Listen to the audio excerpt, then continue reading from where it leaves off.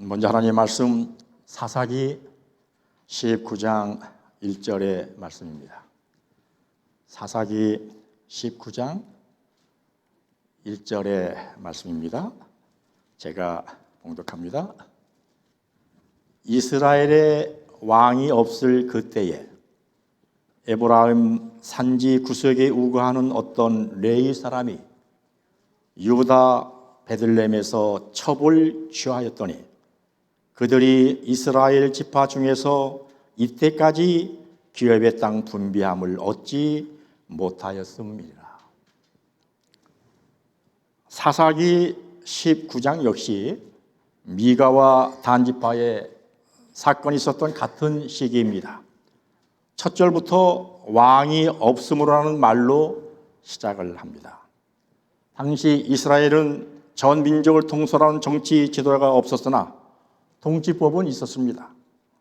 그 통치법은 바로 율법이었고 율법자는 하나님 자신이셨습니다. 이는 하나님의 궁극적인 통치자로 함께 하시고 이스라엘 응당 하나님의 율법에 순종하여 그 통치에 순응함을 의미합니다.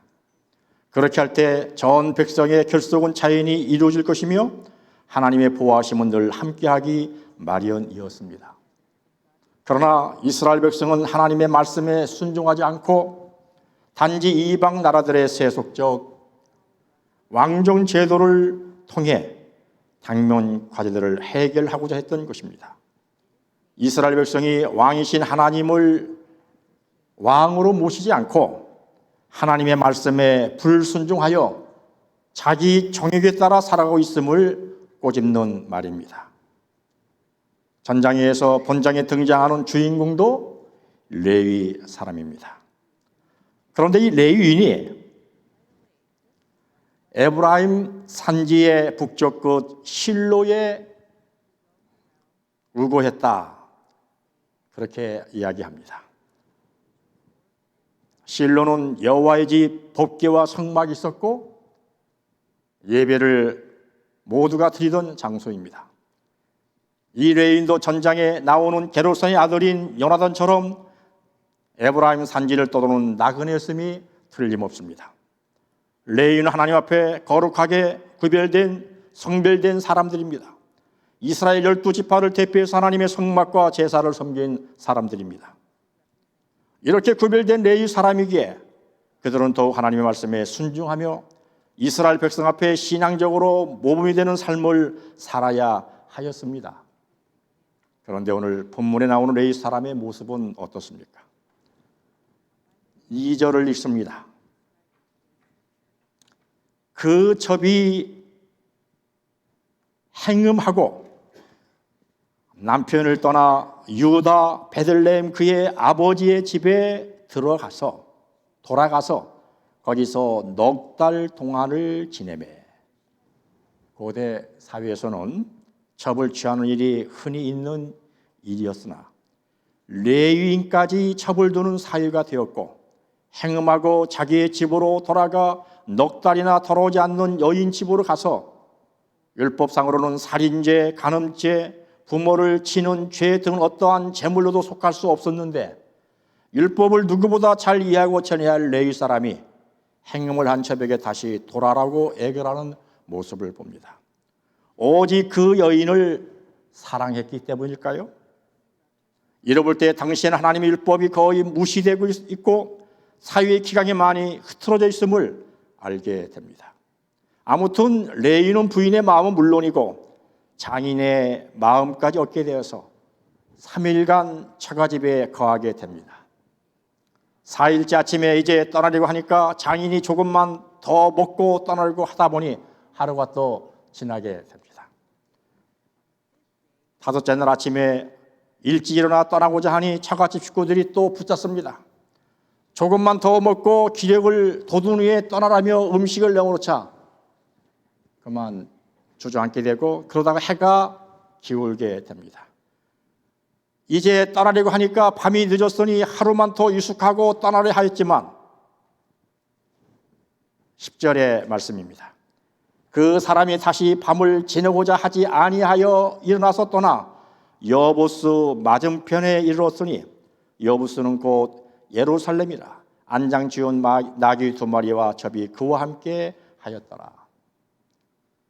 이처럼 레위 사람이 밤중에라도 집으로 돌아가려고 한 것은 아마 그 다음날 저녁부터 안식일이 시작되기 때문이었을 것입니다. 더욱이 그는 종교적인 직무를 수행하는 자였고 안식일은 성소에서 봉사해야 했기 때문일 것입니다. 베들레헴에서 여부수까지는 대략 한 10km입니다. 한 3시간 정도 그 당시에 소요되는 시간입니다. 종은 해가 지었으니까 여부수에서 이제 묵자고 이야기합니다. 1시간 반 정도 더 가면 기브아가 있으니 아니면 2시간 정도 더 가 라마에서 묵자고 이야기를 합니다. 왜냐하면 여부수는 그 당시 이스라엘 자손에게 속하지 아니한 이방 사람의 성읍이었기 때문입니다.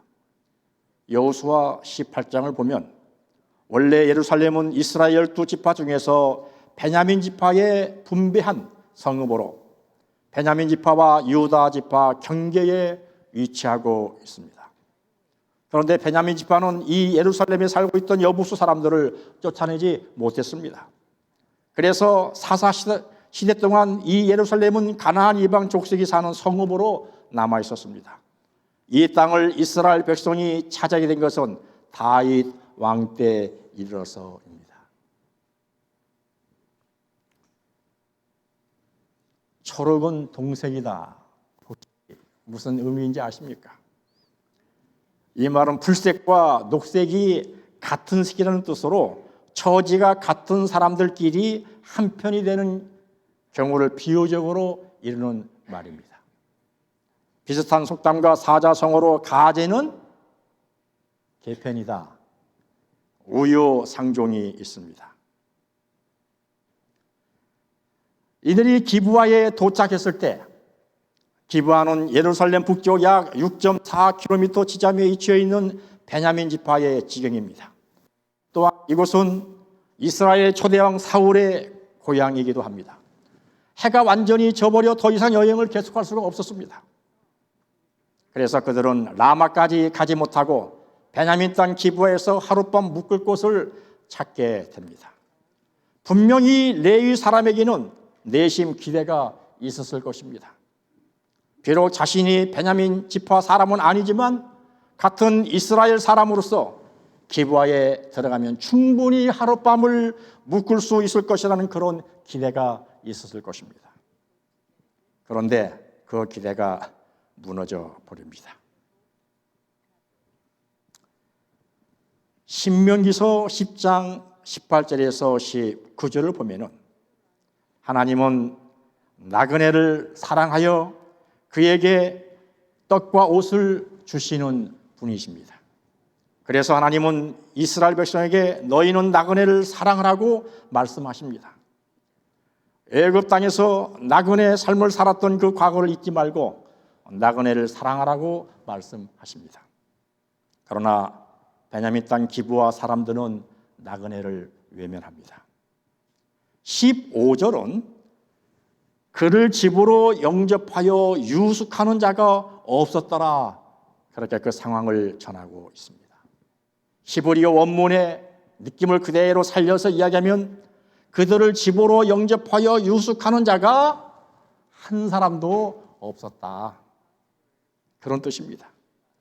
왕이신 하나님 말씀에 순종하여 사랑의 손길을 내미는 기브아 사람이 한 사람도 없었던 것입니다. 이 레위 사람 일행은 속수무책으로 길거리에서 노숙을 해야 할 처지가 됩니다. 그러다가 한 노인을 만나 간신히 그 노인의 집에서 숙박하게 됩니다. 여행자들에게 관심을 보인 유일한 사람이니 노인은 그 지방 토박이가 아니었습니다. 그는 그 레위인과 같은 지방에서 온 노인이고 이 사실을 알기도 전에 환대하는 호의를 표시합니다. 그는 체류자로서 잠시 기브아에 우거했던 사람일 뿐이었습니다. 여러분, 여기에서 이 이야기가 끝났으면 얼마나 좋았을까요?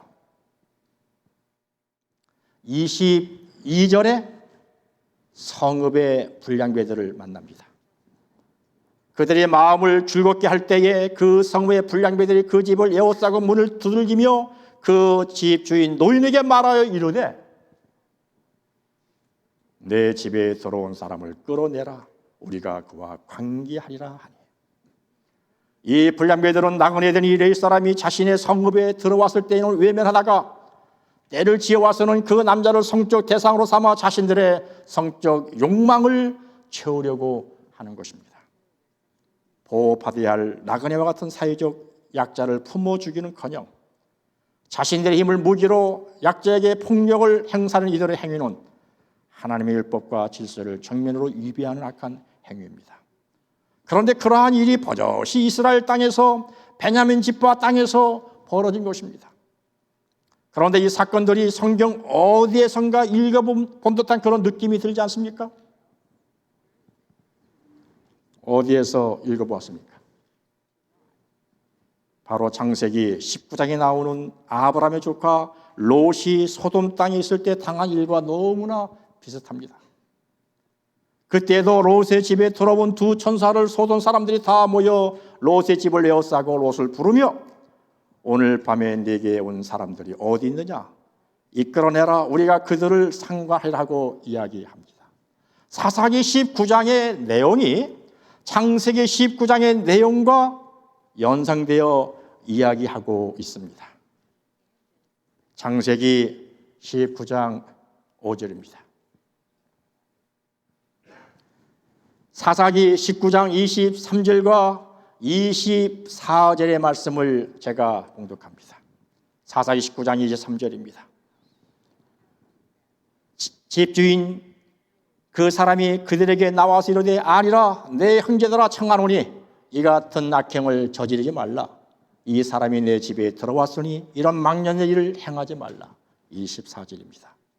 보라 여기 내 처녀딸과 이 사람의 첩이 있은즉 내가 그들을 끌어내리니 너희가 그들을 욕보이든지 너희 눈에 좋은 대로 행하되 오직 이 사람에게는 이런 망령의 일을 행치 말라 하나. 창세기 19장의 내용과 사사기 19장의 내용이 흡사하지만 결과는 정반대입니다. 창세기 19장에서는 불량배들로부터 안전하게 지켜졌으나 사사기 19장에서 너무나 끔찍한 결말을 봅니다. 불량배들이 밤새도록 레인의 첩을 회롱하고 레인은 자신의 아내의 행방이나 생사 여부를 확인해 버리는 최소한의 관심조차도 기울이지 않은 채 공포스러운 지난밤을 생각하면서 아침 일찍이 되자 떠나려고 문을 엽니다. 그 여인이 집문에 엎드러져 있고 그의 두 손이 문지방에 있는 것을 봅니다. 레인의 첩은 거의 초죽음이 된 상태에서 마지막으로 지푸라기도 잡는 심정으로 두 손을 문지방에 올려놓으면서 자신이 소생하기를 바랬을 것입니다. 그러나 죽음의 문턱에서도 자기의 남편을 향해 구원의 손길을 요청하는 그 여인의 모습과 자신의 아내의 행방이나 생사 여부를 확인해 보려는 최소한의 관심조차도 기울이지 않은 채 간밤에 당한 공포스러운 일을 생각하며 일찍이 그 성읍을 떠나 위험을 피하려 하는 이 레위인에게는 그의 첩에 대한 육적인 사랑은 있었을지 모르나 진정한 사랑은 전혀 없었음이 분명합니다.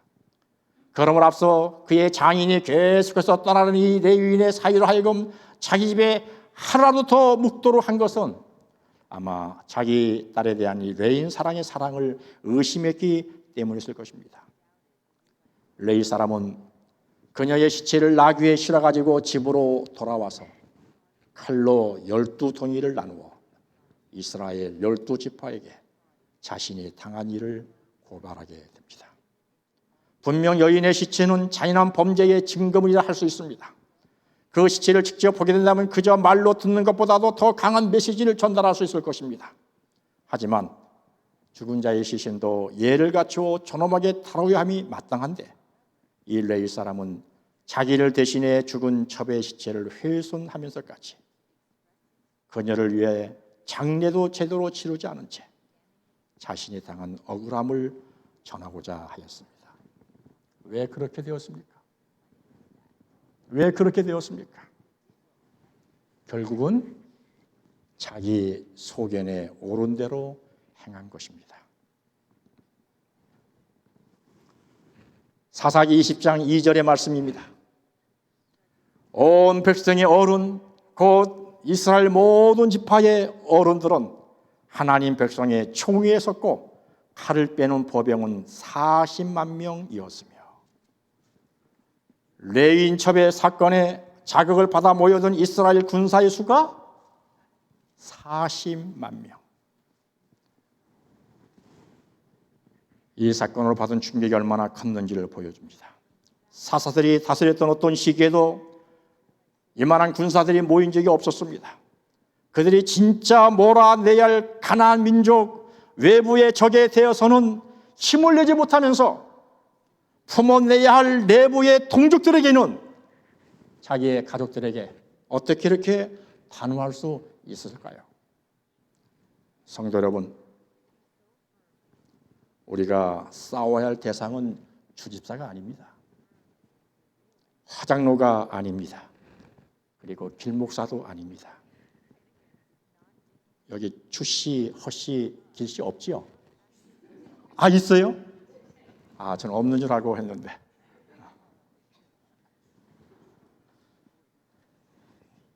자칫하면 내기가 될 수 있을 것 같아서 이 성씨를 뺐었는데 그랬네요. 모인 이스라엘 백성들은 이 일로 기브와 사람들을 응징하겠다는 의지를 불태웁니다. 그들은 베냐민 지파에게 사람을 보내어 기브와의 불량배들을 처벌할 수 있도록 넘길 것을 요구했지만 베냐민 지파는 이스라엘 종의 말을 들을 생각도 없었고 오직 자기 도성인 기브와를 위해서 동족들과의 전쟁도 불사하겠다는 태도를 보여줍니다. 결국 40만 이스라엘을 상대하기 위해서 2만 6천의 베냐민과 기브와의 700명은 상대도 되지 않을 전쟁을 치르게 됩니다. 그러나 전투의 결과는 2만 2천 명의 희생자를 낸 패배였습니다. 누가 이겼습니까? 이스라엘은 저녁에 울며 하나님께 기도하고 다시 싸워야 하는지를 물었습니다. 하나님께서는 다시 올라가 치라고 이렇게 이야기를 하는 듯 그렇게 들렸습니다. 하나님께서 하라는 대로 하였음에도 결과는 또다시 1만 8천 명의 희생자를 낸 패배였습니다. 누가 이겼습니까?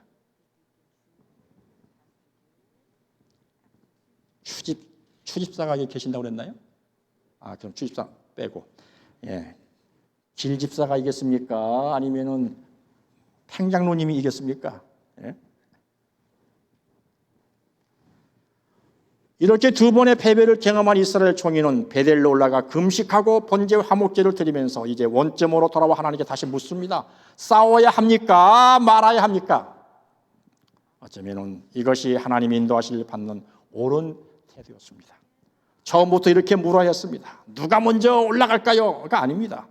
자기의 뜻대로 싸우기를 결정해놓고 단순히 승리의 축복을 달라고 구하는 것은 하나님의 인도하실 받는 합당한 태도는 아닙니다. 그럼에도 불구하고 너무나 많은 경우 우리는 이런 잘못을 저지로 합니다. 때때로 결혼 상담을 받을 때면 그 중에 70%는 자기가 결정을 하고 옵니다.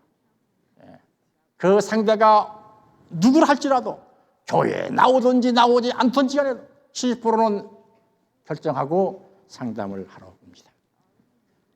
결국 하나님은 이스라엘에게 승리를 주셨습니다. 베냐민은 2만 5천 명이 죽임을 당함으로써 거의 멸절하다시피 했고 살아남은 600명은 림몬 바위로 도피합니다. 이것은 베냐민 지파의 전멸을 의미합니다. 누가 승리하였습니까? 베냐민 지파입니까? 이스라엘입니까? 이 전쟁은 승자가 없는 전쟁입니다. 모두의 패배였습니다. 그 이유는 무엇입니까? 성도 여러분, 사사기 17장에서 21장까지의 역사적 사실에서 무엇을 느끼셨습니까? 여러분의 믿었던 형제가 그런 모습이라면 어떤 마음이 드실까요? 여러분의 누군가가 그런 모습을 보인다면 어떠할까요? 신혼 여행의 두 젊은 부부입니다.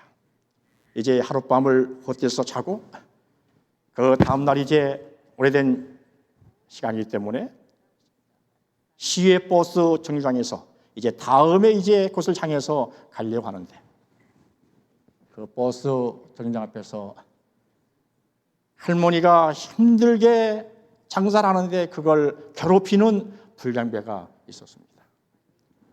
돈을 요구하는 거겠죠. 그 새 신랑이 그 장면을 보고는 그만 화가 났어요. 옆에 새 신부는 그냥 잊어버렸어요. 그리고 가서 그 불량배의 맥살을 움켜 잡습니다. 그리고 호통을 쳤어요. 다행히 그 불량배가 신사여서 그만 물러갑니다. 그 신랑의 모습이 저희였습니다. 20대 후반의 저입니다. 하지만 그동안의 삶을 되돌아보면 그 불량배보다 더 어처구니 없는 몰상식한 생활들을 너무나도 자행했음을 고백할 수밖에 없습니다. 저는 다음의 말씀에 힘을 얻습니다. 성도 여러분도 힘을 얻게 되시기를 바랍니다. 요한계시록 3장 15절에서 20절의 말씀입니다. 이 말씀에 보면은 너를 토하여 버리리라. 토할 수밖에 없는 구역질 나는 모습입니다. 그러면서도 잘났다고 자랑합니다. 참으로 꼴불견입니다. 저의 모습입니다. 어쩌면 우리의 모습일 수도 있지 않겠습니까? 그런데도 19절에서 어떻게 이야기하십니까? 내가 사랑하는 자를 사랑한다고 이야기합니다. 그리고 우리의 마음을 두드리고 계신다고 이야기합니다. 바로 이 말씀은 우리의 시대를 위해서 주신 라오디게 교회에 보낸 권면이 아닙니까? 이 라오디라는 그 말에 저는 또 감사를 느낍니다. 라오디게와 의로운 백성이라는 말입니다. 이 말은 라오스와 그 다음에 디케아, 라오스는 백성이고 디케아는 의롭다는 말이에요. 토하여 내칠 수밖에 없는 그런 상황에도 사랑한다고 이야기하고 의롭다고 이야기합니다. 예수님의 피로 사신 교회에 행집사, 길목사, 화장로가 있다 하더라도 때로는 내가 볼 때 그 모습들이 토할 수밖에 없는 구역질나는 모습일지라도 주님을 바라볼 때는 의로운 팽집사, 추집사, 허목사로 보신다는 겁니다. 의로운 백성으로 기대하십시오 보신다는 말씀에 힘을 얻습니다. 다시 한번 어제 저녁과 오늘의 주신 그 말씀들을 좀 살펴봅니다.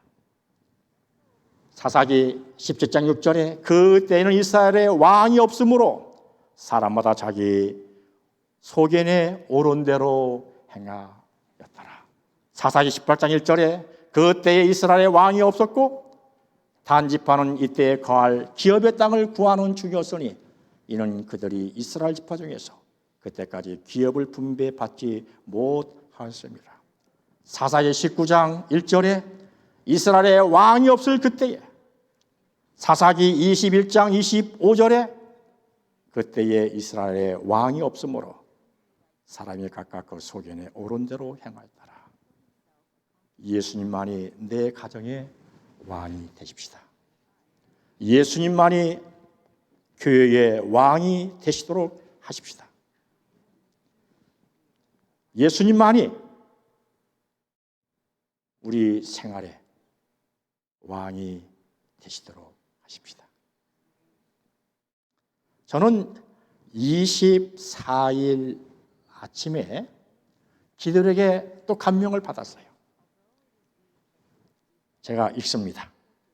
비록 연약하고 결점이 있다 해도 그리스도는 이 땅에서 교회에 가장 큰 관심을 쏟고 계신다. 만약 교회가 비판받는 만큼이라도 기도한다면, 교회 지도자들이 비난받는 만큼 주님께 탄원한다면, 비판자들이 헐뜯고 비난하는 대신 그 에너지를 봉사와 전도에 쏟는다면, 교회의 모습과 세상의 모습은 지금과 매우 다를 것이다. 오직 주만 높임을 받으시고 내 모든 행동에, 내 모든 생각에 오직 주만 왕이 되시도록 하십시다. 사도 바울의 고백이 우리 모두의 고백일 저부터 기도를 드립니다. 갈라디아서 2장 20절의 말씀입니다. 갈라디아서 2장 20절입니다. 제가 읽습니다. 내가 그리스도와 함께 십자가에 못 박혔나니 그런즉 이제는 내가 사는 것이 아니요 오직 내 안에 그리스도께서 사시는 것이라. 이제 내가 육체 가운데 사는 것은 나를 사랑하사 나를 위하여 자기 자신을 버리신 하나님의 아들을 믿는 믿음 안에서 사는 것이라. 아멘이십니까? 아멘이십니까? 우리 성도님들 아멘이시라면 저와 같이 한번 봉독하십시다. 내가 그리스도와 함께 십자가에 못 박혔나니 그런즉 이제는 내가 사는 것이 아니요 오직 내 안에 그리스도께서 사시는 것이다.